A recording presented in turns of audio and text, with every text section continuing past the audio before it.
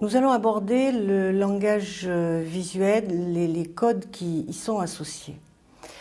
Alors, dans la mesure où le patient ne peut s'exprimer que par son regard, il a fallu se limiter en termes de mouvement des yeux afin de ne pas trop le fatiguer ou de ne pas lui demander des mouvements difficiles, rendus difficiles par la maladie. Pour ce faire, je me suis appuyée sur les conseils de médecins, neurologues, réanimateurs, qui m'ont indiqué quelle était la marche à suivre. Par exemple, de ne jamais avoir à regarder sur les côtés parce que certains patients peuvent être gênés et ne peuvent pas le faire. Je me suis limitée au mouvement des paupières et au regard en face, simplement pour ces motifs.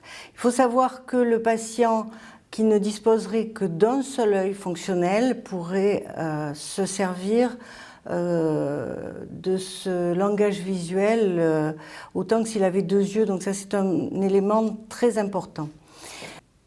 Donc, 4 mouvements des yeux, regardez vers le haut, regardez vers le bas, regardez en face, fermez les paupières, suffiront à exprimer les 6 codes. Les 6 codes, pourquoi 6?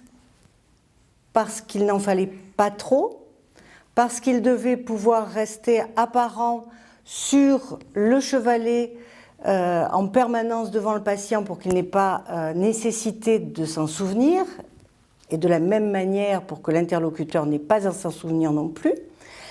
Donc il fallait qu'il soit suffisamment gros et visuel pour la communication.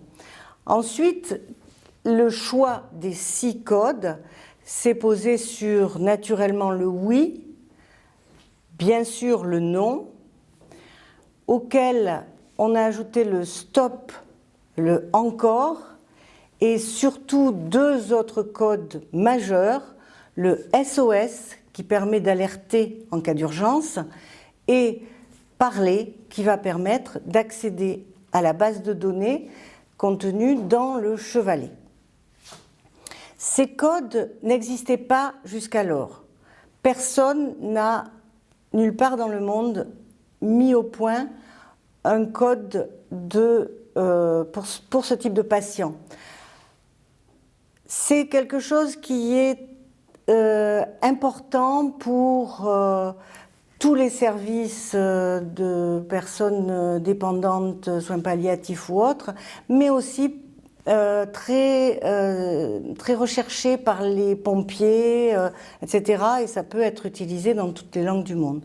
Donc c'était quelque chose d'assez fondamental à mettre en place d'urgence.